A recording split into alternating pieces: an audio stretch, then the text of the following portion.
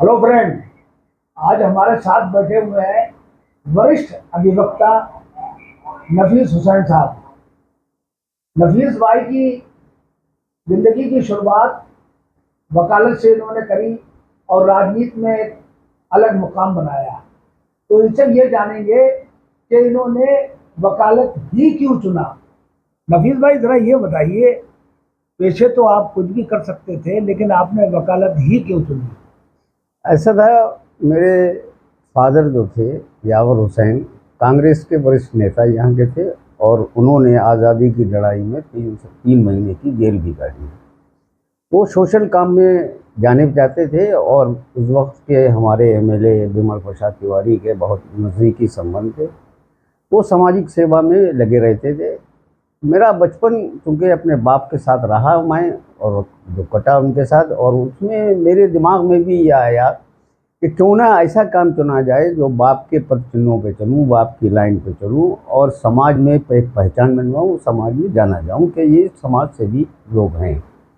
उन्हीं के उस इंस्पिरेशन से मैंने भी जब ग्रेजुएशन किया तो मैंने ये सोचा कि ग्रेजुएशन के बाद कहीं नौकरी से बेहतर ये है कि अपना काम किया जाए।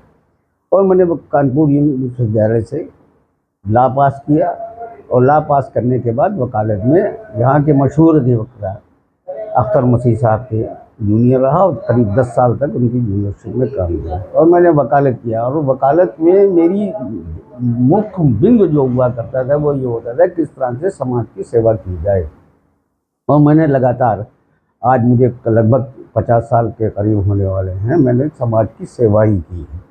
नहीं नफीस भाई, आप कांग्रेस पार्टी में कब से जुड़े हैं। मैं, चूँकि मेरे बाप कांग्रेस में नेता थे और देश की आज़ादी में उन्होंने 3 महीने की जेल काटी, तो कांग्रेस से हमारे घर का एक वातावरण था कांग्रेसी में, तो उनके साथ मैं अक्सर कांग्रेस की मीटिंगों में चला जाया करता था। और जो कांग्रेस के एमएलए एमपी के चुनाव होते थे उसमें हम लोग मेहनत करते थे, अपने मोहल्ले के लोग लड़कों को ले जाते थे, कांग्रेस के शहर के लड़कों को ले जाते थे और मेहनत करते थे और लगातार कांग्रेस के लिए काम करते थे और कांग्रेस के लिए एक माहौल बनाया करते थे, जिससे कांग्रेस के यहाँ हमेशा विमल प्रसाद तिवारी जी थे, मुन्नू बाबू के बाप वो थे, वे एमपी रहे और भी हुए। तो वो कांग्रेस के लिए एक डेडिकेशन हम लोगों के बन गया था, हम कांग्रेस की सेवा करना, कांग्रेस जनता की सेवा करना और कांग्रेस के बैनर के थ्रू कांग्रेस सेवा किया करते थे। बहुत अच्छी बात आपने कही। आज के दौर में जो कांग्रेस उत्तर प्रदेश में पोजीशन है उसके बारे में क्या कहेंगे आप। देखिए, इसमें कुछ अपवाद हैं। कांग्रेस एक बहुत अच्छी पार्टी है और बहुत अच्छे उसके उसूल हैं। अगर उन उसूलों पर चला जाए, जैसे पंडित जवाहरलाल नेहरू ने उन उसूलों पर कायम दिया, उन पर कायम करा, उनको जनता को का ध्यान दिया, तो कांग्रेस बराबर सर्वाइव करती रही चली गई। लेकिन कुछ टाइम के बाद कांग्रेस के वरिष्ठ नेताओं में ये आ गया कि कांग्रेस को जनता से करते चले गए और उसका नतीजा ये हुआ कि जब उन्होंने जनता को छोड़ा, जनता से मिलना जुलना कम किया और तो जनता ने कांग्रेस को भी इग्नोर करना शुरू कर दिया। लोगों ने की बहुत मीटिंग हुई, लोगों ने बहुत से अपने सजेशन रखे कि कांग्रेस में को जनता से मिल के रहना चाहिए, जनता की बात सुनना चाहिए, जनता के लिए काम करना चाहिए। जनता ही है जो आपको एमपी और एमएलए बनाती है।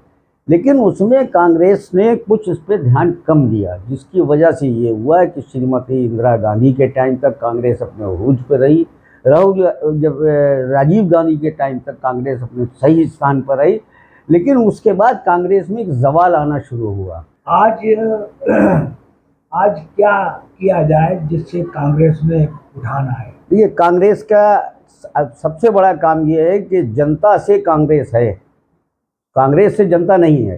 हिंदुस्तान की जो जनता है, जो जनता जिस तरह से मेहनत करके आपको एमपी और एमएलए बनाती है, तो जनता, आपका भी उतना फ़र्ज़ होता है कि आप जनता की उतनी सेवा करें, जनता के लिए हर चीज़ मुहैया कराएं, हर काम में रहें। देखिए, दो चीज़ें बहुत इम्पॉर्टेंट हैं। एक तो हमारी बीमारी के लिए जो अस्पताल हैं, कांग्रेस के ज़माने में अस्पताल थे, पैसा मिलता था, खर्चा होता था, पब्लिक वहाँ जाती थी। लेकिन अब जब जनता की कोई भी फरियाद सुनने वाला नहीं है, वहाँ के डॉक्टर जो हैं वो प्राइवेट प्रैक्टिस करते हैं, वो अपना वहाँ के पैसा लेते हैं और उनको अपने नुस्खा लिख के देते हैं और वो बाहर से ख़रीदते हैं।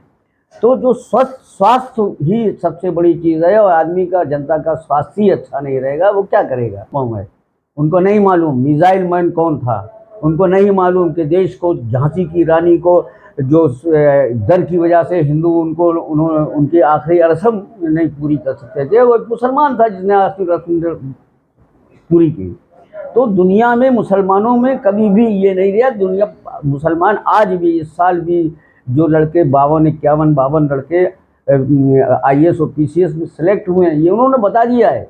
आज हिजाब में लड़कियां, हमारे यहाँ लड़कियां जो हैं हिजाब में पायलट बनी हुई हैं, हमले करती हैं। ईरान ने दिखा दिया कि हिजाब पहनकर भी, हम घर में रह के भी, हम इस्लाम के कानून को मानकर भी देश के लिए सब कुछ कर सकते हैं। तो ज़रूरी यह है कि हमारी स्वस्थ रहें, हम पढ़े लिखे लोग रहें, इसीलिए हम उसका तरक्की में, देश की तरक्की में भागीदारी बने और हम देश को अपने ऊंचे स्तर पर ले जाएं। बहुत अच्छी बात कही आपने नफीस भाई। मैं एक बात लास्ट में पूछना चाहूँगा, क्या आप इतने चुनाव आपने लड़ाए और अभी तक लड़ाते चले आ रहे हैं, हार और जीत ये तो ऊपर वाले के हाथ में होती है, लेकिन आप दिल से चुनाव लड़ाते हैं, क्या कभी खुद चुनाव लड़ने का इरादा बनाया? देखिए ऐसा है, राज बब्बर साहब जब यहाँ प्रदेश अध्यक्ष थे, सन 12 की बात है, उन्होंने मुझे टेलीफोन करके बुलाया।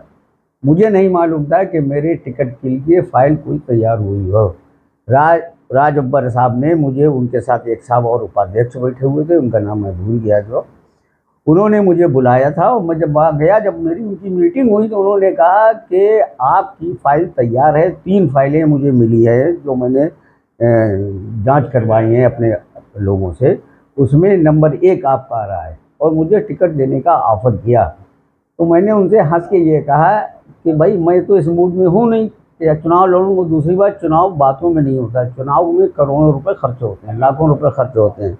मेरे पास इतना पैसा नहीं है कि मैं चुनाव लड़ूँ। अगर आपको हमें चुनाव लड़ाना ही है तो आप एक किरदार हमारा फर्रुखाबाद में बैठा दीजिए, और उसके बाद हम वो खर्चा करें, मैं चुनाव लड़ने को तैयार हूँ। तो उन्होंने कहा ये हमारी पार्टी के कानून में नहीं आता है।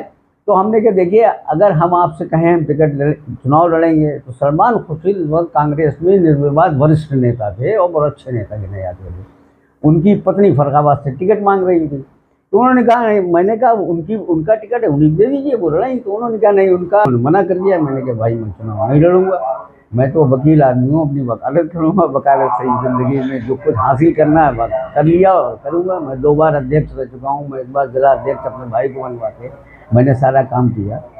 तो मैंने उन्हें मना कर दिया, और मैं बाहर जब निकला तो चूँकि मेरी आस्था सलमान खुर्शीद से बहुत ज़्यादा थी, तो मैंने उनकी बीवी को टेलीफोन किया, मैंने बताया उनको कि भाई मुझे राज बब्बर साहब ने आज यहाँ तक बुलाया है और मुझे 12 का टिकट दे रहे हैं, आप टिकट लड़ना चाहती हैं, और मैं अगर वो आदमी बाद में मालूम होता तो आप कहती हैं हमने किसी ने गद्दारी करी हमारे साथ। मैंने कहा मैं आपको बता दे रहा हूँ, आप अपनी बात करिए। तो उन्होंने कहा अच्छा तुमने अच्छा हुआ बता दिया, और खैर वो अपनी सेटिंग करके टिकट ले आई। अच्छी बात है। ये थे नफीस अहमद खान एडवोकेट, जिन्होंने बड़ा बेबाकी से जवाब दिए हमारे हर सवाल का, और ये वरिष्ठ अधिवक्ता के संग एक अच्छे नेता भी हैं और समाज सेवी भी हैं।